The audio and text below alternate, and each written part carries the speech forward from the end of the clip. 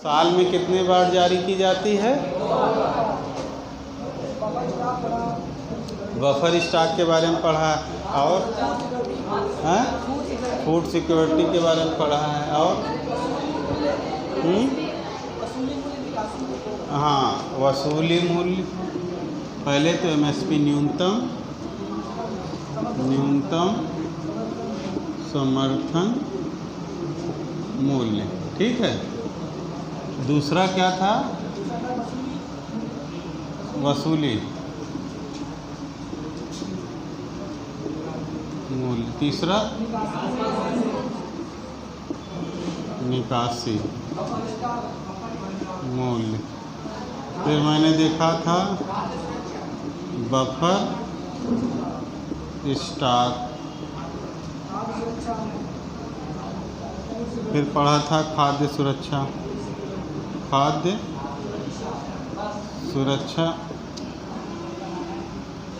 फिर सार्वजनिक पढ़ा चुके हैं, वो तो कहे थे कि पढ़ लीजिएगा, हैं? उसको पढ़ लीजिएगा। आज इंडस्ट्री पढ़ा दे, सिलेबस ज़्यादा है, सब कवर नहीं हो पाएगा, ठीक है। सार्वजनिक वितरण प्रणाली और लक्षित वितरण प्रणाली।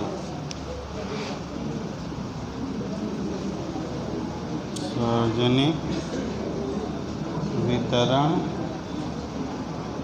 प्रणाली एक बताए थे कि लक्षित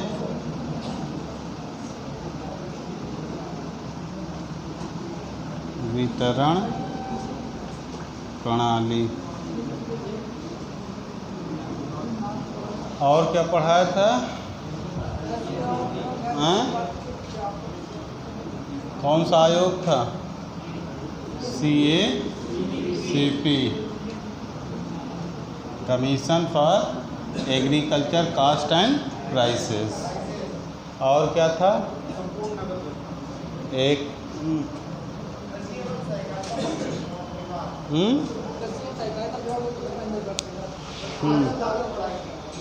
चलिए, ये सारी चीज़ें हो गई हैं, हम लोग आगे बढ़ते हैं। इसमें कुछ इम्पॉर्टेंट था जो छूट गया है। तुम लोगों से पूछता है कि हाँ, सब्सिडी के बारे में पूछा जाता है। सब देखो, हमने बेस बना दिया है आपका, ठीक है। कुछ चीज़ें आप लोग खुद से भी पढ़िए। जो ये लेक्चर है ये इंडस्ट्रियल इकोनॉमी का है, इसमें अब एग्रीकल्चर पढ़ाएंगे तो इंडस्ट्रियल छूट जाएगा। तो सिलेबस इकोनॉमी का बहुत वास्ट है, सब चीज़ें कवर नहीं हो पाती हैं, ठीक है। तुम लोगों को पढ़ना होगा तो एक्स्ट्रा पढ़ा देंगे हम, हाँ। C1 C2 C3 कैसे निकाला जाता है उसके बारे में भी बताया था। हाँ, किस आधार पे MSP का निर्धारण होता है, सारी चीज़ें डिटेल में बताई थी, सब चीज़ें।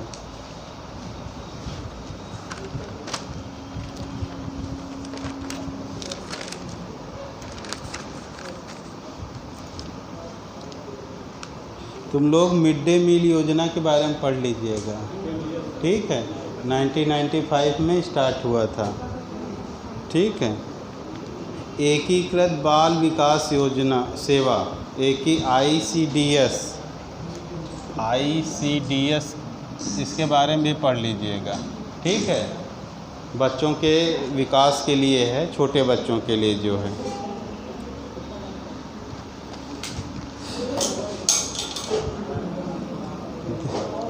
ये कैसे गिर गया? चल रहा है, बंद हो गया। आराम से कीजिएगा। मोबाइल इस पे बड़ा मुश्किल है, ये स्टैंड कमज़ोर है कि ये कुछ सही कर रहे हैं ना, टेक्निकल प्रॉब्लम आ गई। कल सर न्यू फ़ोन आ जाएगा इसकी रिकॉर्डिंग। आज की दिक्कत है। हाँ, आज की दिक्कत है, कल से रिकॉर्डिंग होगी अच्छे से, ठीक है। ठीक है। नेशनल एग्रीकल्चर पॉलिसी आप लोगों को पढ़ लीजिएगा, बता रहे हैं, ठीक है। ये जो चीज़ टफ था उसको हम डिटेल में बता दिया है, समय मिलेगा तो आगे फिर पढ़ा देंगे, आप लोग नोट कर लीजिएगा। नेशनल एग्रीकल्चर पॉलिसी 2007, ठीक है।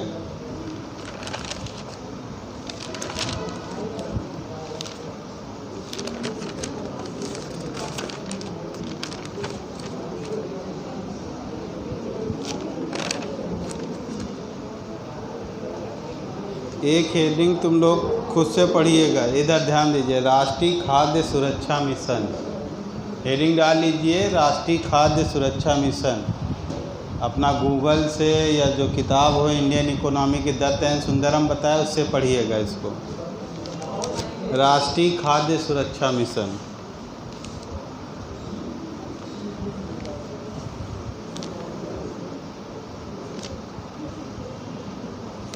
कुछ चीज़ें आप लोग लिख लीजिएगा जो इम्पोर्टेंट हैं, ठीक है।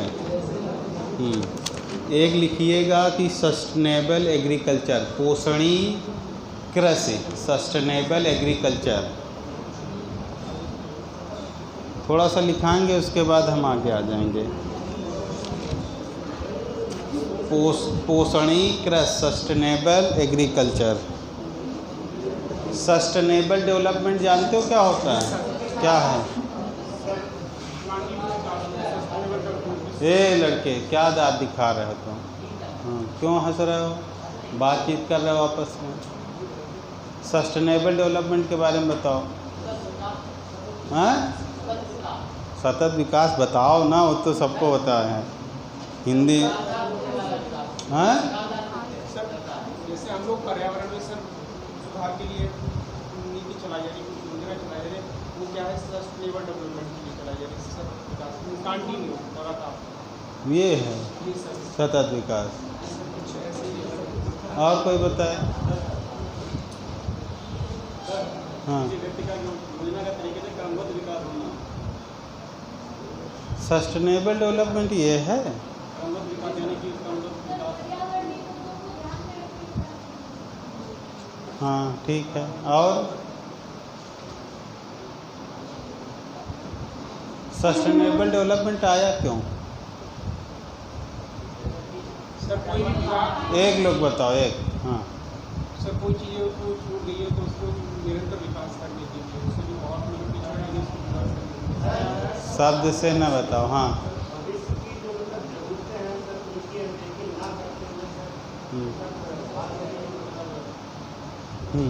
सही है। और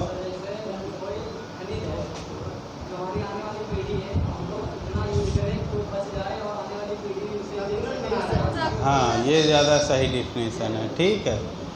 क्या हो रहा है कि इस समय जो दौर चल रहा है, किसका दौर चल रहा है? इंडस्ट्रियलाइजेशन का, औद्योगिकरण का दौर चल रहा है कि नहीं चल रहा है? हर देश, हर इकोनॉमी, ठीक है, क्या उनका प्रयास क्या है? हाउ टू मैक्सिमाइज प्रोडक्शन, उत्पादन कैसे बढ़ाया जाए। उत्पादन बढ़ेगा तो उत्पादन बढ़ाने के पीछे कारण है, ठीक है, उसके डिटेल में हम नहीं जाएंगे। हर देश चाह रहा है कि ज़्यादा से ज़्यादा उत्पादन किया जाए, चाह रहा है ना, हर देश, इंडिया भी चाह रहा है। जितने चाहे चाइना हो, यूरोप हो, पश्चिमी यूरोप के दोस्त हैं, सारे कंट्रीज़ क्या चाह रहे हैं कि ज़्यादा से ज़्यादा प्रोडक्शन हो। ज़्यादा से ज़्यादा प्रोडक्शन होगा तो ज़्यादा से ज़्यादा नेशनल इनकम बढ़ेगी, राष्ट्रीय आय बढ़ेगी। राष्ट्रीय आय बढ़ेगी तो रोज़गार भी बढ़ेगा। तो ये हर देश के विकास का जो जिस्ट पॉइंट है, मतलब जिस्ट है, वो क्या है कि ग्रोथ कैसे मैक्सिमाइज़ किया जाए। ग्रोथ मैक्सिमाइजेशन के लिए हमको प्रोडक्शन बढ़ाना पड़ेगा। जब प्रोडक्शन बढ़ेगा तो जितने प्रोडक्शन में जो संसाधन यूज हो रहे हैं वो कहीं ना कहीं उनकी खपत बढ़ जाएगी। जब बढ़ जाएगी तो आने वाले जो फ्यूचर जनरेशन है उसके लिए संसाधन क्या हो जाएंगे? कम हो जाएंगे, कम हो जाएंगे। वो हम भी यूज करें, जो आने वाली पीढ़ी है वो भी इसका समान रूप से यूज करें, ठीक है, ताकि आने वाली पीढ़ी को कोई कष्ट ना हो। इसी को ध्यान में जो रखा जाता है, इसी कॉन्सेप्ट को सस्टेनेबल डेवलपमेंट कहा जाता है। बात समझ में आई? इसमें कोई कठिन तो है नहीं। वर्तमान पीढ़ी को भी ध्यान रखना है और आने वाली पीढ़ी को भी ध्यान में रखना है, और उसके अकॉर्डिंग हमको डेवलपमेंट प्रोग्राम बनाना है। ये है सस्टेनेबल डेवलपमेंट। अगर एग्रीकल्चर की बात किया जाएगा तो इसी को एग्रीकल्चर, सस्टेनेबल एग्रीकल्चर बोलेंगे। पर्यावरण के बारे में कहा जाएगा तो पर्यावरण के केस में आ जाएगा, ठीक है। तो इसको लिखाने की ज़रूरत है कि अब तो हो गया है काम भर का, समझा दिए हैं। लिख लो। अच्छा, यह 1991 में प्रचलन में आया। सस्टेनेबल डेवलपमेंट आयोग बना था 1987 में, ठीक है। अब उसको डिटेल में मत जाइए, सिर्फ इतना लिखिए, यह 1991 में प्रचलन में आया। पोषणी कृषि से आशय, पोषणी कृषि से आश्रय पर्यावरण पर बिना विपरीत प्रभाव डाले। पोषणी कृषि से आश्रय पर्यावरण पर बिना विपरीत प्रभाव डाले, बिना विपरीत प्रभाव डाले। इसका कैप कहाँ गया? पर्यावरण पर बिना विपरीत प्रभाव डाले कृषि विकास इस प्रकार करना कि, कृषि विकास इस प्रकार करना कि कृषि में प्राकृतिक प्रक्रियाओं जैसे, कृषि में प्राकृतिक प्रक्रियाओं नेचुरल प्रोसेस जैसे पोषण चक्र,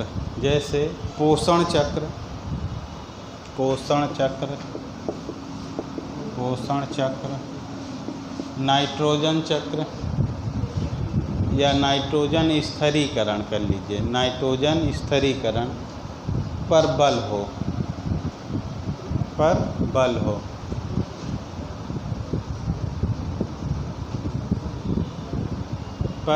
इस प्रकार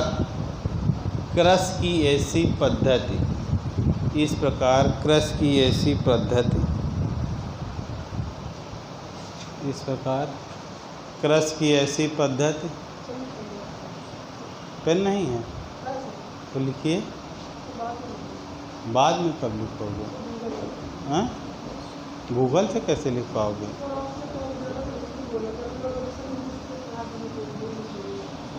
क्या हम नहीं समझ पाए? क्या हिंदी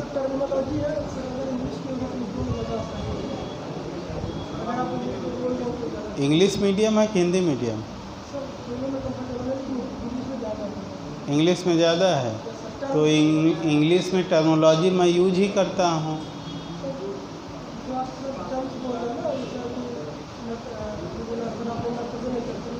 हाँ, नाइट्रोजन स्थिरीकरण, ठीक है।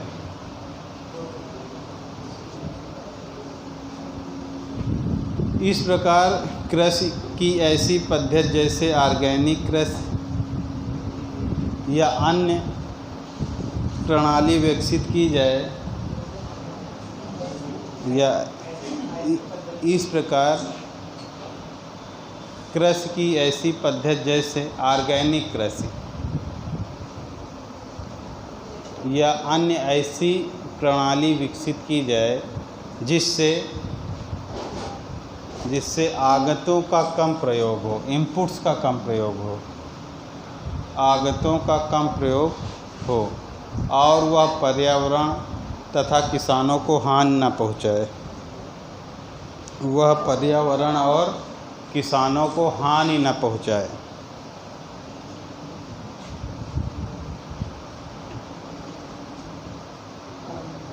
जो पोषणी कृषि है या सस्टेनेबल एग्रीकल्चर है, ये किस पे बल दे रहा है? ऑर्गेनिक खेती पे, ठीक है, जो परंपरागत रूप से पहले चली आ रही थी। आजकल क्या हो रहा है कि हम लोग फर्टिलाइज़र का बहुत ज़्यादा यूज करते हैं खेत में। कर रहे हैं कि नहीं कर रहे हैं?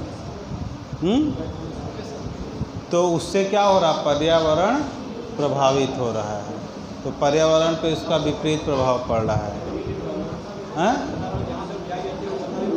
हाँ, वो पर्यावरण पे सब कुछ आ जाएगा। ऐसा नहीं है कि जो पर्यावरण प्रदूषित हो रहा है वो सिर्फ इंडस्ट्रियल सेक्टर की वजह से हो रहा है।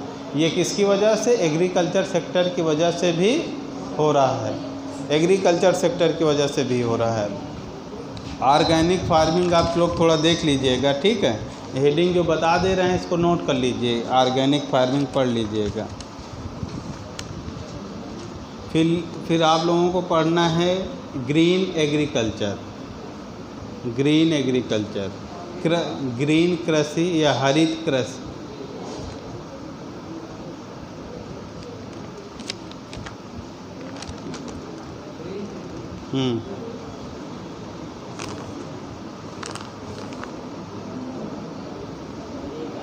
ये शांत रहिए। ये जो हेडिंग लिखा रहे हैं इसको तुम लोग देख लीजिएगा, ठीक है। सब कुछ मिल जाएगा गूगल पे। तुम लोगों को स्व सहायता समूह भी पढ़ना, सेल्फ हेल्प ग्रुप, ये क्या होता है इसको देख लीजिएगा। इसका एग्रीकल्चर में क्या रोल है। सेल्फ हेल्प ग्रुप, स्व सहायता समूह।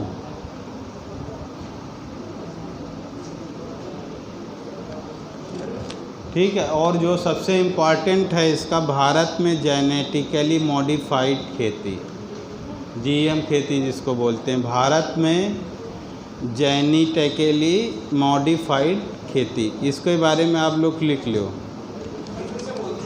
भारत में लिख दे रहे हैं हम, भारत में जेनेटिकली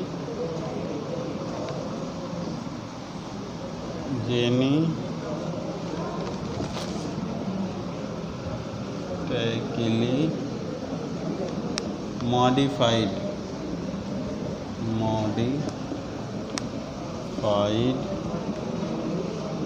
खेती, ठीक है। इसको जीएम कृषि या एग्रीकल्चर भी बोलते हैं, जीएम खेती। शॉर्ट में क्या बोलेंगे, जीएम खेती। ये थोड़ा सा लिख लो, ठीक है। ये तुम लोगों के सिविल में पूछा जाएगा, सिविल सर्विसेज में, आईएएस पीसीएस में पूछा जाएगा। जो लोग आईएएस पीसीएस की तैयारी कर रहे हैं उनके लिए है ये, ठीक है। लिख लो। भारत में ये क्वेश्चन भी आया है सिविल सर्विसेज में। भारत में जीएम खेती केवल कपास की खेती के अंतर्गत आती है। भारत में जीएम खेती केवल कपास की ही खेती के अंतर्गत आती है। इस प्रकार वाणिज्यिक कृषि के लिए स्वीकृत एकमात्र फसल, इस प्रकार वाणिज्यिक कृषि के लिए स्वीकृत एकमात्र जीएम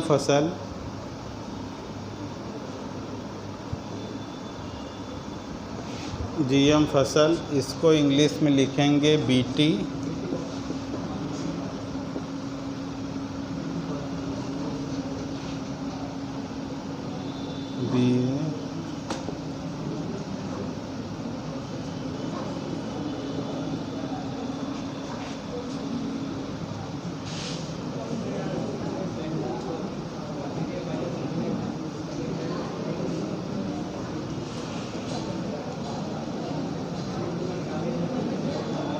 ठीक है।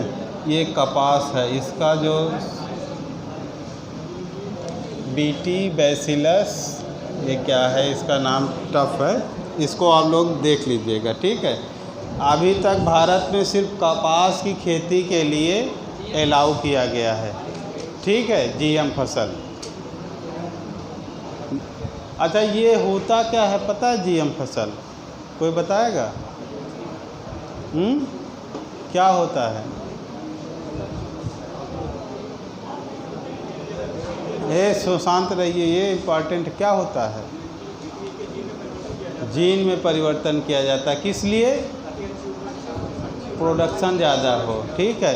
बैगन के बारे में बात चल रही थी, बैगन में जो है ना कीड़े ज़्यादा आ जाते हैं, तो उसमें ऐसा जीन में इसमें चेंज कर दिया जाए कि वो बैगन को कीड़े ना खाए। लेकिन इसका जितने भी, पीछे बात ध्यान से सुनो, जितने भी पर्यावरणविद हैं ये लोग इसका विरोध किए, कहे कि अगर जब ये जानवरों के लिए नुकसानदेह है तो मनुष्य के लिए कितना नुकसानदेह होगा, ठीक है। ये मामला सर्वोच्च न्यायालय में अभी भी विचाराधीन है, इस पे अभी डिसीजन नहीं हो पाया है, ठीक है। और इसलिए इसको अभी प्रतिबंधित किया गया है। ये जो कपास है खाने वाला पदार्थ है नहीं, इसलिए इसकी स्वीकृति दी गई है। बाकी जितने भी खाद्य योग्य जो सब्जियां हैं उसको इसमें परमिशन नहीं दी गई है।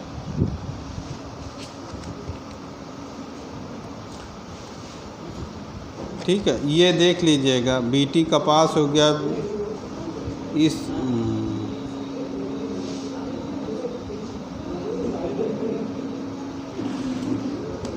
एक लिख लो तुम लोग, इसकी बुआई भारत में विश्व में चौथे स्थान पर है। हाँ, बीटी कॉटन, इसकी बुआई भारत में विश्व में चौथे स्थान पर है।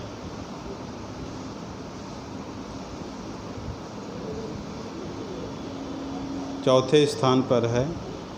बीटी कपास की आपूर्ति करने वाली दो कंपनियां, बीटी कपास की आपूर्ति करने वाली दो कंपनियां गुजरात की महिको मैसेंटो, गुजरात की महिको मैसेंटो, गुजरात की कंपनी है महिको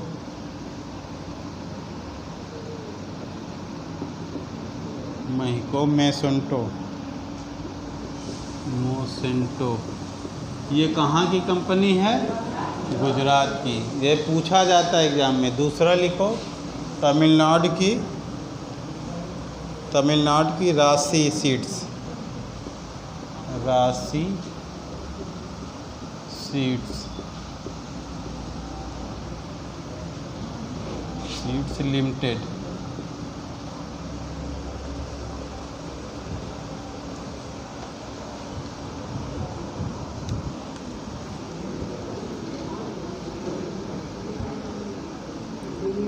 इसमें लिख लीजिए, थोड़ा एक लाइन और लिख लो।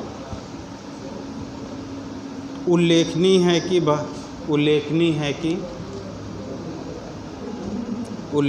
है कि पर्यावरण विशेषज्ञों के उल्लेखनीय है कि, देखो ये थोड़ा एडवांस है तुम लोगों के लिए, ठीक है। जो छोटे मोटे एग्ज़ाम नहीं, जो अच्छे एग्ज़ाम है PCS है IS, उसी में सब चीज़ें पूछी जाएंगी। जो छोटे एग्ज़ाम हैं उसमें संभावना कम है उसकी पूछे जाने की, ठीक है। जो सिविल की तैयारी कर रहे हैं वो लोग इसको अच्छे से पढ़ लें, ठीक है, मेंस के लिए। लिखिए, उल्लेखनीय है कि पर्यावरण विशेषज्ञों के विरोध के बावजूद भी जेनेटिक इंजीनियरिंग अप्रूवल कमेटी ने 2002 में genetic engineering approval committee GEAC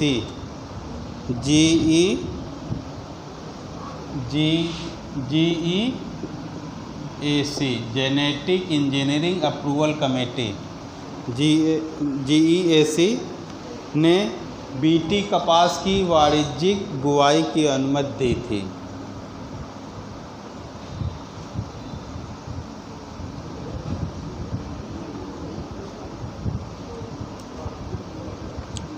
दी थी।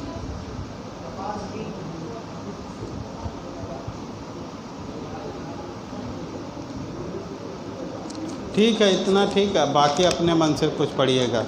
अब तुम लोगों को ज्योग्राफी में पढ़ाया गया होगा।